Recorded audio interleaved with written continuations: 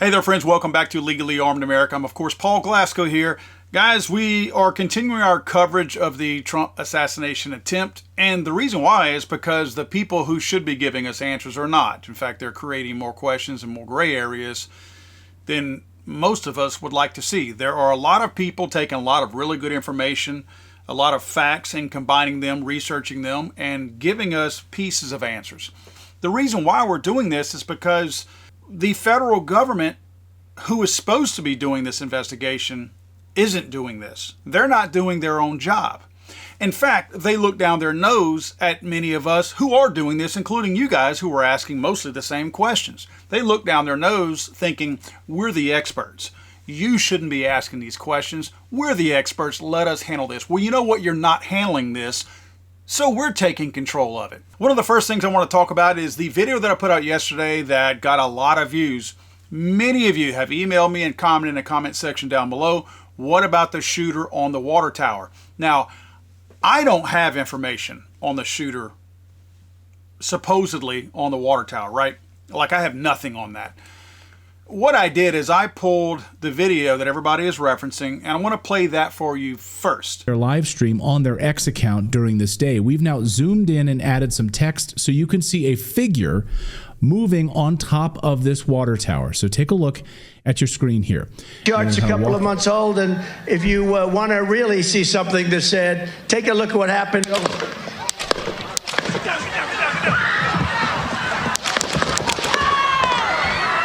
Now you see that figure disappear. Wait. Now you see that figure reemerge. Okay. Now the figure reemerges. So interesting, right? Now we're going to zoom in. You can see this dark figure at the very top here as President Trump is speaking right before the shots are fired. And then this person right after, about 4 seconds after the shots are fired, steps out. You can listen to the ducks out of the view.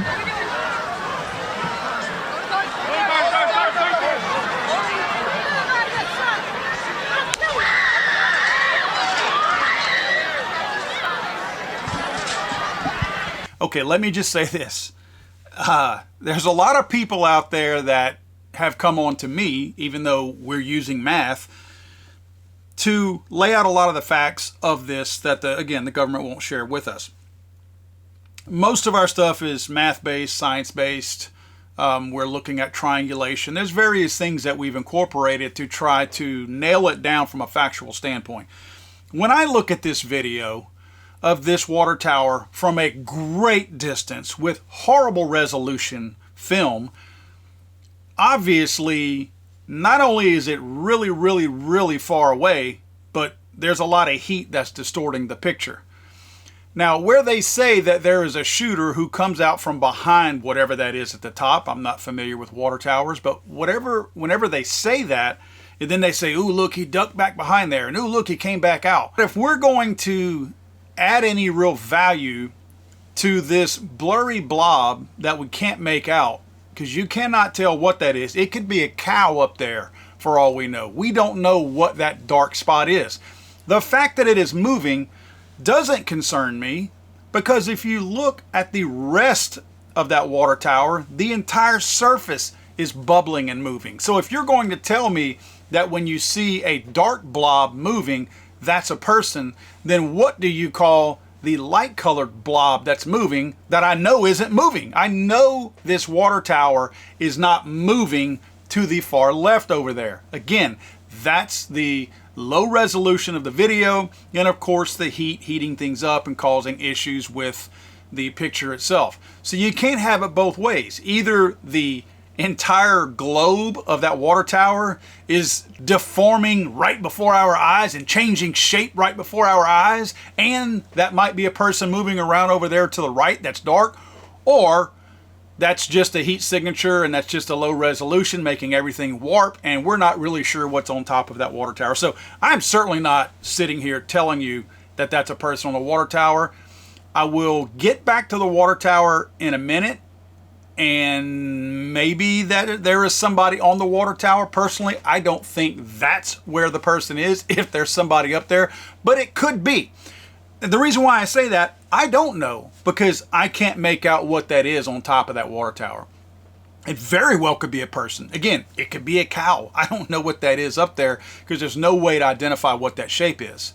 But to add a little bit of clarity to some of the other stuff that we talked about in the video yesterday, when my guest was on, he talked about different positioning of where shooters were. Now, I want you to understand that is his theory, not mine. I'm simply the vessel that's being used to deliver that information that he had. I do think that he pointed out some very, very accurate points that nobody has seemed to bring up before, and that is an open window on the second floor. That's not likely to be protocol, if you ask me, to have an open window with a clear shot to the president, former president of the United States. I believe that window would have been shut under normal circumstances. This does not seem to be a normal circumstance, so I appreciate my guest yesterday certainly pointing that out. This next video clip that I show you is going to be somebody that has broken down the audio of these shots. And I want to point something out real quick. The video yesterday, we took audio that was on the side of the building where the shooter was. And of course the phone was moving all over the place, especially whenever shots started being fired. The audio that we're using today is from the Fox News video that everybody has seen. And it's from a stationary camera right in front of Trump. So there's no movement, there's no redirection of any kind of way. So every single sound wave that comes into this microphone that you're going to see today is consistent as far as placement of where that microphone was. So there's no change of direction to give you a different sound, pitch, or whatever of any of these sounds. But this is going to spell out not just that the first 5 rounds were from the same distance. I'm not saying the same rifle. I'm saying the same distance. Meaning that if Crooks were on top of that building further east on that building and just to the west of him out of that window with somebody else shooting, that is roughly that same distance, roughly between 400 and 450 feet. So keep that in mind. This guy is not saying this is the same gun that shot this. He's saying this is the same distance that the shots were fired from. If you measure the distance or the time duration between these two events, like this right here, if you look at the time codes here and you carefully measure this, it comes out to 0.22 seconds. And 0.22 seconds, if you do the math on that, with some pretty good guesses about muzzle velocity, density altitude or air density and humidity and air temperature and so on, then you can get a pretty good guess about the speed of sound. And then by doing some pretty basic algebra, you can calculate the distance from which this round arrived. And if you do the math on this with some pretty basic assumptions, let's see, that distance comes out to about somewhere between 400 and 450 feet, essentially, based on the numbers that you use. And that's consistent with the position of the known shooter, the identified shooter, Crooks, as he has been identified by the media sources and so on. So if you hear the first 3 rounds, this is what it sounds like. And you'll notice then that the distance or the time difference between the snap and the crack is consistent among all these 3 rounds. It's exactly the same. It's 0.22 seconds. So if I play this, that's the same time gap as this. Okay? So we know that those first 3 rounds, which are indicated here, these first 3 rounds are fired from the same distance. And they sound like the same rifle. They have about the same sound quality and sound signature.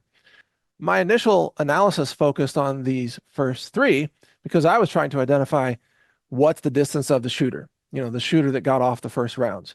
And that question was definitely answered. But we're going to focus on these things right here. So listen to it at half speed. So I think he's pretty accurate in that. Again, it's likely that these came from the same very much distance and likely the same caliber too, because they do have a very similar pitch. So we have that out of the way. Again, not saying it's one gun, could be 2. This next one is a little bit different. Now I want you to pay particular attention. Remember, The first grouping that he sees from 1, 2, 3, 4, 5 were 0.22 seconds apart between the crack and the report of the gun. Now, just real quick, like, just so people understand what he's talking about here.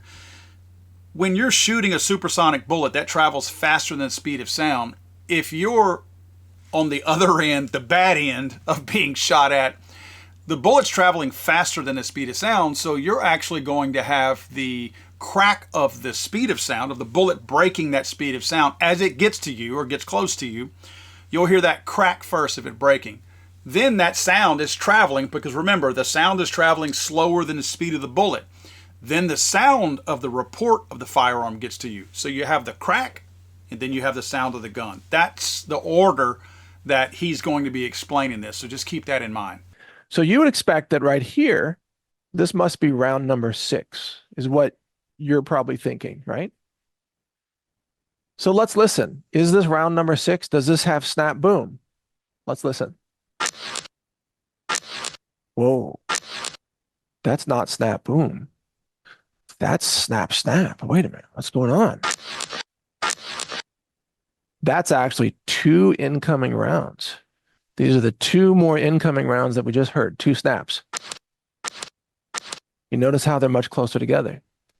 So that is not, we haven't yet heard the report of the rifle, have we? We've heard 2 incoming rounds.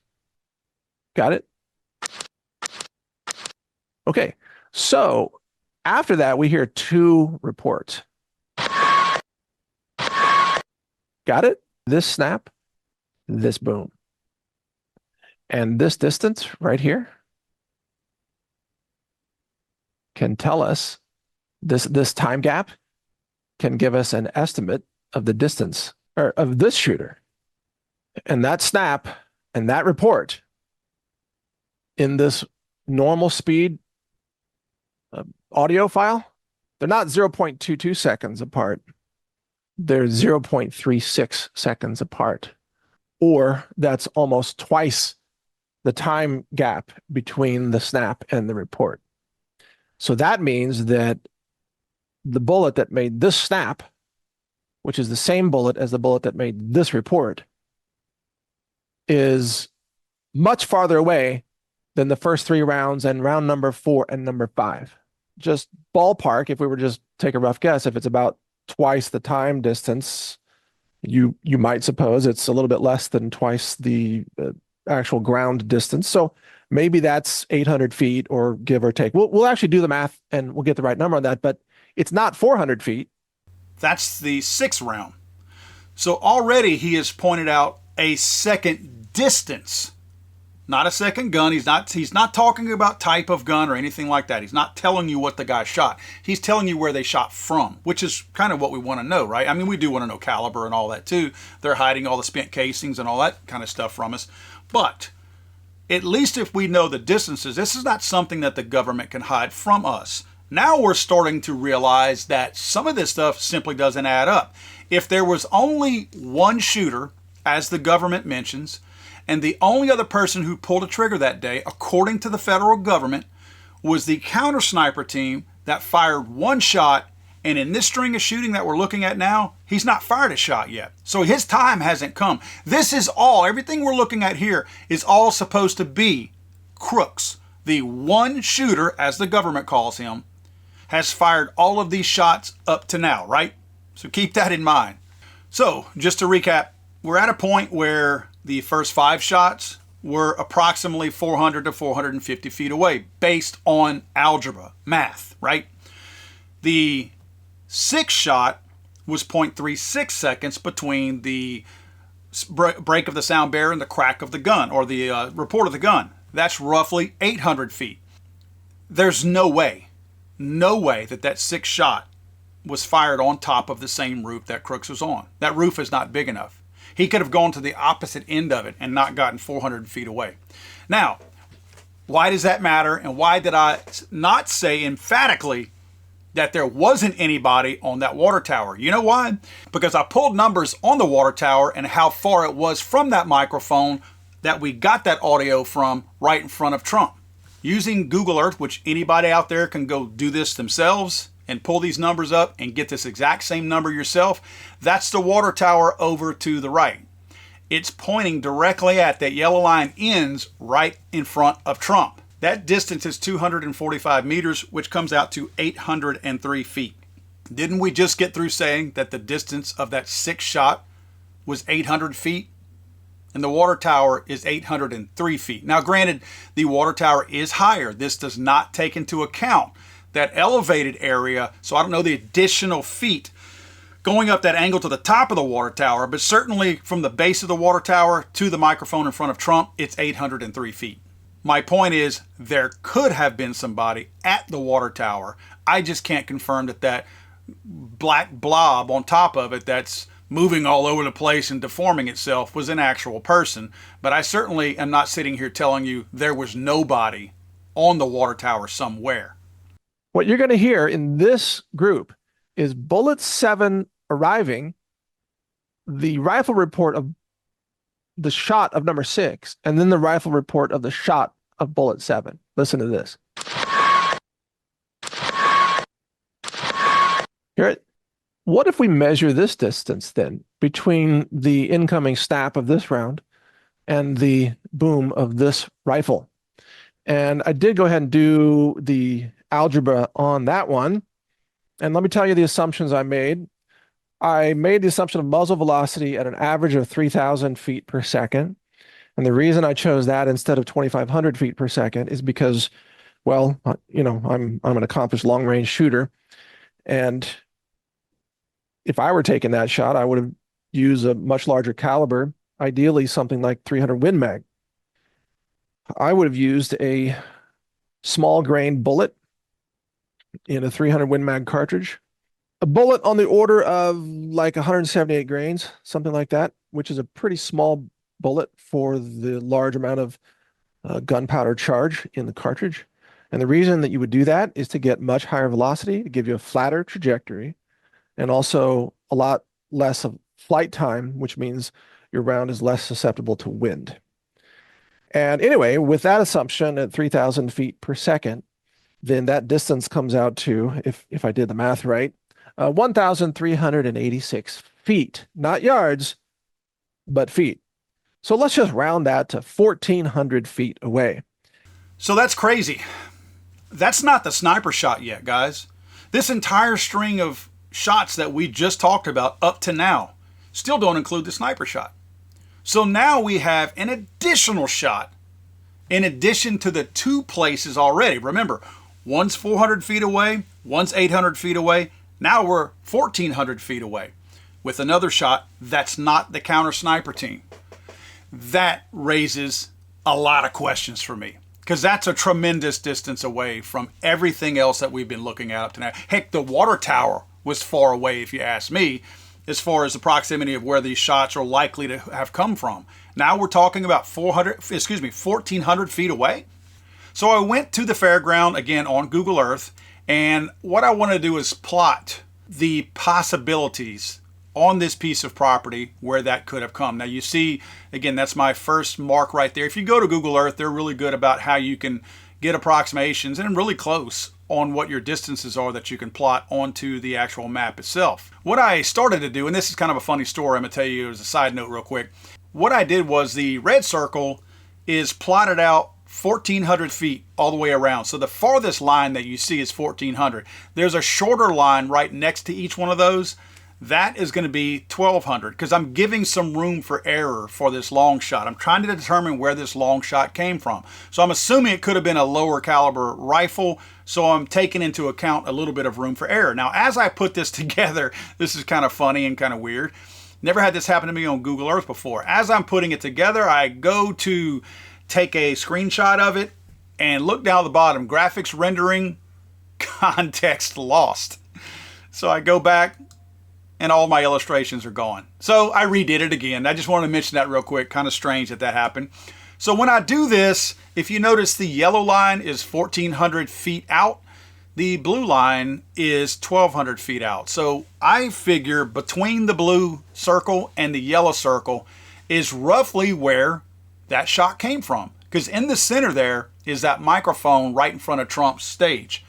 So inside that circle, or at least very close to it, is where that additional shot came from. Now, there's a lot of places out here that shot could have come from, but what I wanted to show you is there's also a lot of things that would get in the way of line of sight to be able to shoot. So take a little trip with me here, and we're going to look pretty much at the entire area. Of course, I don't have the circle on here, but you can spot some approximations on there. There's trees in the way, so that really takes out some of these shots. There's a lot of these shots that just don't have a chance because there's not a clear line of sight. We're also looking for elevated surfaces. We also need to keep in mind that whoever shot this shot, they either were shooting at Trump or they were shooting at Crooks, right? So we also have to keep in mind, like in this look that you're looking at right here, they couldn't have hit either one of them because they're behind Trump, behind the buildings, and they were also on the wrong side of that slope to be able to shoot Crooks. So we can automatically discredit a lot of these things right off the bat. And I'm actually making the assumption that this could have been a shot that took Crooks out. That last sniper shot that they say was fired, it's possible that shot may not have been the one that ended Crooks. This other shot that's in a really, really great distance away, of course you would want to be hidden if you're doing something that's covert, that's not part of the actual plan, or at least not what's supposed to be seen. In most cases, that's probably why they would have used the guy from a great distance to make that shot. They don't want him to be seen. So if I come around to the backside of that warehouse where Crooks was on, again, he was on that downside slope on this side of it. The picture that you're looking at right here, Trump is going to be up north from us where those lines go to. You see the water tower there. This is one of the only, and if you want to call it a line of sight, this barn right here in front of you. I see this barn and I'm like, well, maybe that's an elevated surface, even though it's an unsafe elevated surface. But it still doesn't have a clear shot to Crooks as far as being on the backside of that building because the rest of the building blocks it. So what I did is I went and I plotted some additional lines on this map. You'll see these red lines. These red lines are lines to Crooks. Okay? We're going to assume that shot possibly could have been meant for Crooks, not for Trump. Because by this time, all the shots going at Trump were already done. By the time we got to that sixth or so shot, there wasn't another shot that went towards Trump. The fifth or sixth shot was the last one that impacted anything nearby Trump. So we have to assume that those other rounds went somewhere else. Where would they likely be? Again, only two people were being shot at this day, Trump and Crooks. So let's assume those shots were going at Crooks. That's where I drew these red lines. I drew essentially so you could see where the shot likely would come from a rifle effectiveness. Anything further than that would have been blocked by almost everything out there. So again, if we're going to tour this area, let's look at some possibilities here. This shot right here from this barn would have shot across the entire audience towards Crooks and right in front of Trump. As I circle around, there's not much more of this that either had a clear line of sight. You see trees in the way. You see a number of things in the way like buildings, whichever. So if somebody was shooting a gun from 1,400 feet away at Crooks, that's what the red line designates. And you see a lot of stuff in the way. A lot of stuff. Not clear lines of sight towards Crooks. Except when I look across the street from where the Trump rally was. That's the building that Crooks was on. And look at the red line right in front of us coming towards us. We're backing up here to a building across the highway from where Crooks was. You see the side of one tree in the way. I'm not saying this is where somebody was shooting from. I'm telling you that this is an elevated surface with a clear line of sight straight across that field. No body likely in the way and nothing likely in the way. And it meets all the requirements as far as elevated surface and the distance required for it to have met that microphone in the right amount of time to equate to 1,400 feet from that microphone.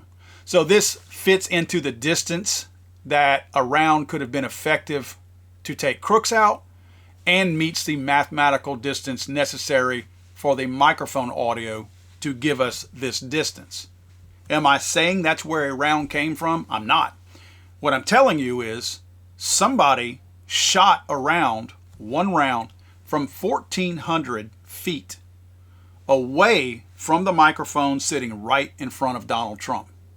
And that round did not go into the crowd. That round went somewhere else. And I got to repeat, only 2 people were being shot at that day, Trump and Crooks, according to the Secret Service. These people are not answering our questions. We should be loud. We should continue to ask these questions, because this is one of 2 things, guys. This is either a screw up or it's a cover up. It could be both. Either someone screwed up and completely failed, and they don't know what's going on, and their report that there's a lone gunman is a flat out lie, or they could be too stupid and just not know. And I don't believe that. I don't believe they're that stupid. These are very intelligent people that have these jobs. I think they know there was more than one shooter. Either their guys, they had more people shooting at Crooks and they're just lying about that, or there were more people shooting in Trump's direction also. But make no mistake, there was at least, according to actual data, science, math, according to that, there's at least 3 different distances that these shots were fired from. Not 3 different guns. It's not like we have this fantasy that Crooks picked up 3 different guns and shot them and they gave us 3 different sounds. We're not talking about sounds, and we're not talking about the type of gun. We're talking about mathematical triangulation to get back to a location, again, using algebra, to figure out based on the actual audio that we all have access to.